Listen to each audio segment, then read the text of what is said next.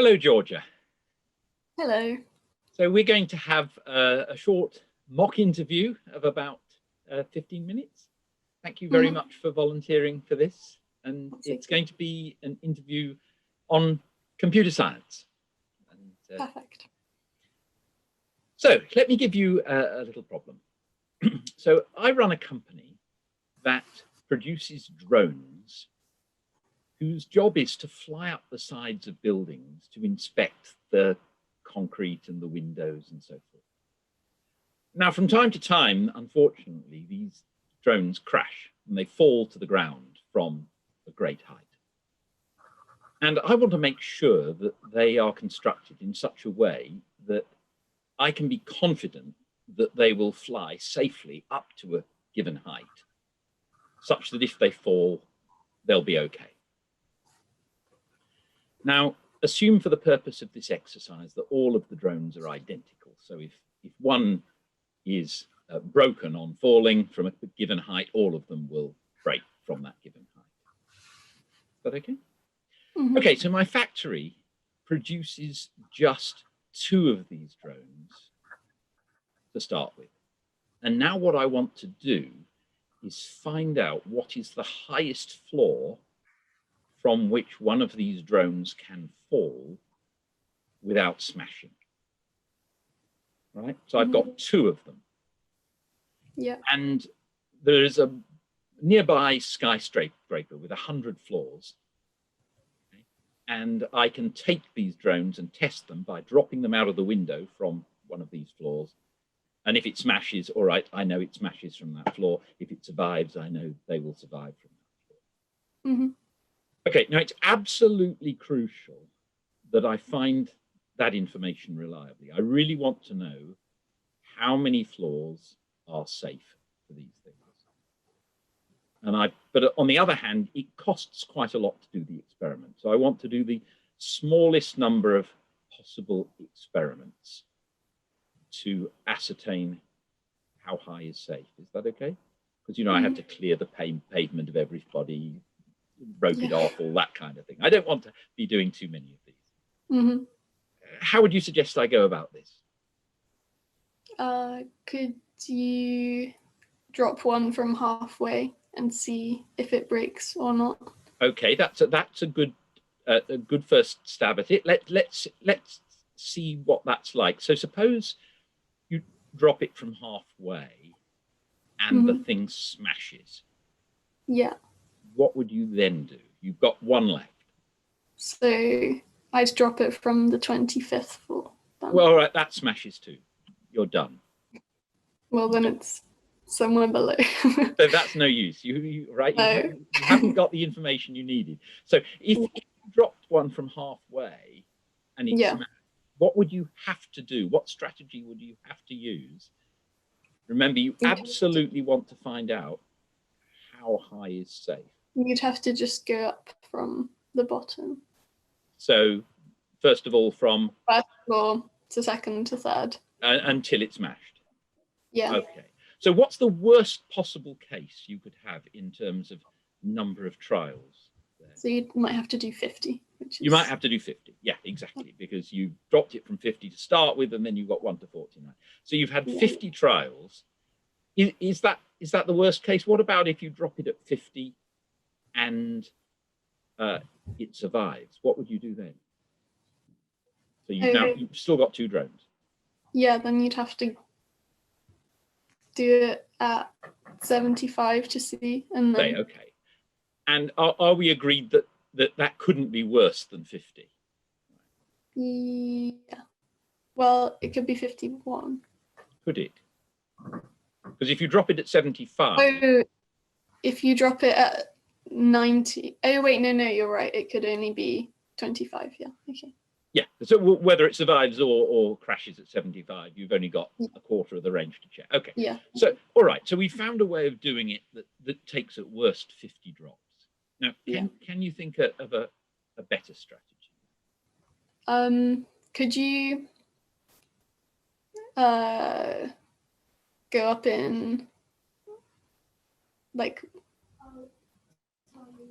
you could drop it at the second floor and then check whether that smashes, and then if it doesn't, then at the 4th floor. Okay, good. Right. Let's try that then. Going up 2 at a time. Yeah. What's the worst case there in terms of number of? Oh, I was thinking like double the level every time. Oh, I see. What, 2, 4, 8, 16, and so on? Yeah. Okay. So suppose you do that. What's the worst case then? You get up to 64. Yeah. And the thing is, well, let's suppose it smashes at 64. What then? Then you have to go from 32 to 64. Mm-hmm. Okay, so that it's going to be more than 30 drops. Yeah. You potentially in the worst case, right? Yeah. Okay. Can you do better than that? I mean, you're doing tiddling little steps at the bottom and then getting bigger and bigger. Why not try starting? Oh yeah. Maybe you could do, I don't know what the optimal is, but maybe like every 10th floor. Well, okay, that's a good idea. So let's suppose you try it floor 10 first of all, then 20, then 30. What's the worst possible case? So it could smash at 90. So then you've done 9 trials, and you'd have to check between 80 and 90. So 18. So that's 18 altogether, yeah, because you 10 up to 90 and then 81 to 89. Yeah. Yeah. Okay, 18. So that's looking a lot better, isn't it? Yeah. Okay, so we've got quite a good strategy here, which is going up by some number of steps, 10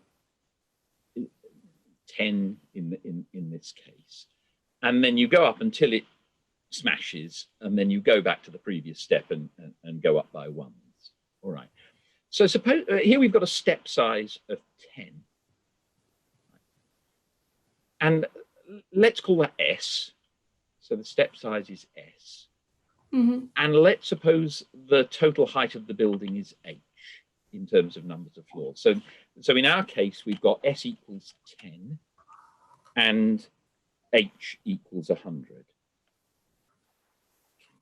Can you give me an approximate expression for the worst case? I mean, here you saw it came to 18, but try and work out in terms of how many steps you'd have to go up. What's the worst possible case in terms of S and H?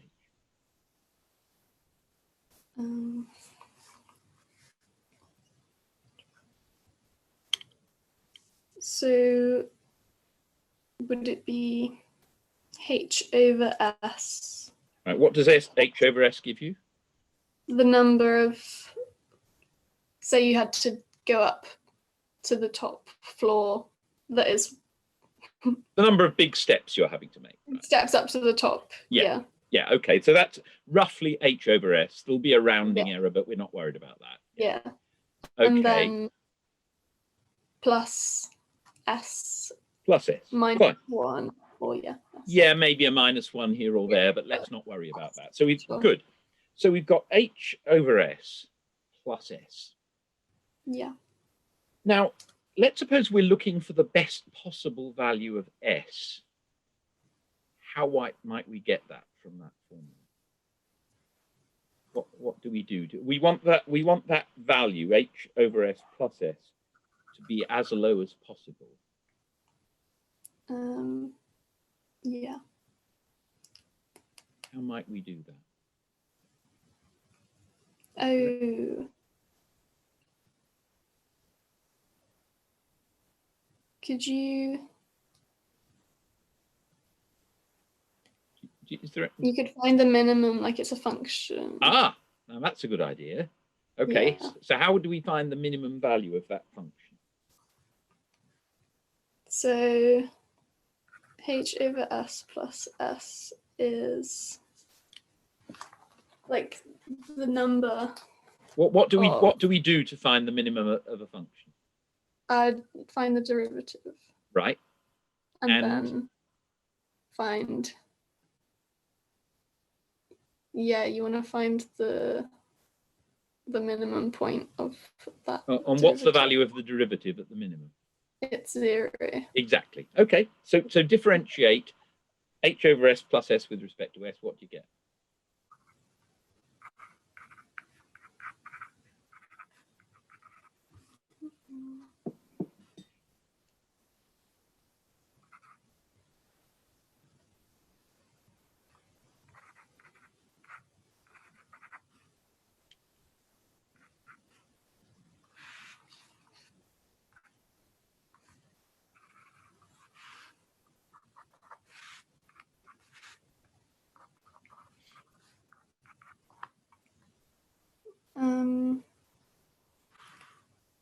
So you'd use the chain rule on h over s with... You need the chain rule. H is a constant here, remember.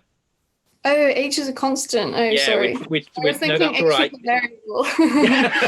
It would have made it easier if I'd called S X, wouldn't it? Yes. No, Yeah, that's fine. H is a constant, so what do you get? Fine. So h times, is it ln of x plus 1?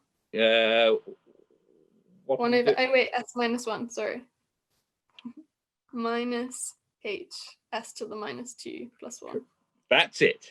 Right. I was integrated. Okay, so what happens if you put that equal to 0 then?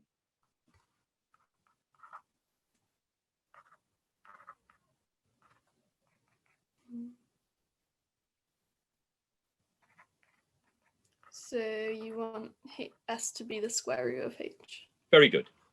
Okay, so in fact, in the case that we were looking at with 100 steps, your guess of 10 was exactly right. Ideal, yeah. Now that might not be quite the optimal strategy. Let's see if we can do a little bit better. I mean, we've got, what was it, 18 possible as the max there. I mean, we are using an approximate formula, but it looks plausible. Yeah. Is there a way that we might be able to do better? I mean, think of it this way. Suppose the first drone smashes and you want the maximum number of drops you need to make to be 17. That's one less than what we've achieved so far. How would you do that? Or which floor would you drop from? Wait, the first one smashes at floor 10. Well, what I'm suggesting is maybe 10 isn't the optimal here, because if it smashes at 10, it's only going to take you 10 drops, right? So, yeah. So can we go higher on our first drop? Would this then sort of improve like the average case? Well, we're trying to improve the worst case. We're not worried about the average, yeah. Oh, I see. And at the moment we've got a worst of 18. But Yeah. it looks like if it smashes on the first one, we're well below 18. Right. So can we allow our first drop to be higher? Okay. I mean,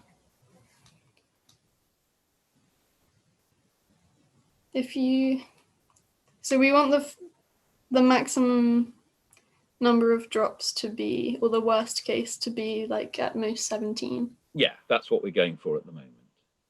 So we could try to drop it at 17. We could drop it at floor 17. Yeah, all right. Suppose it doesn't smash at floor 17. Yeah.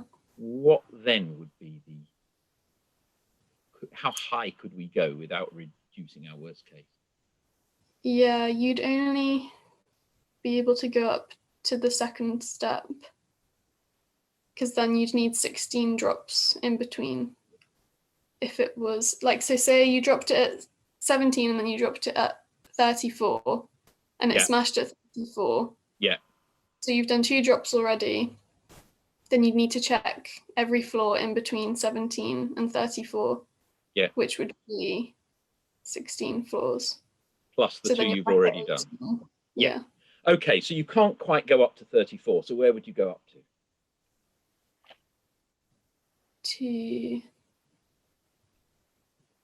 You're only 1 over, aren't you? Oh, so you could just go up 16 the next time. Yeah.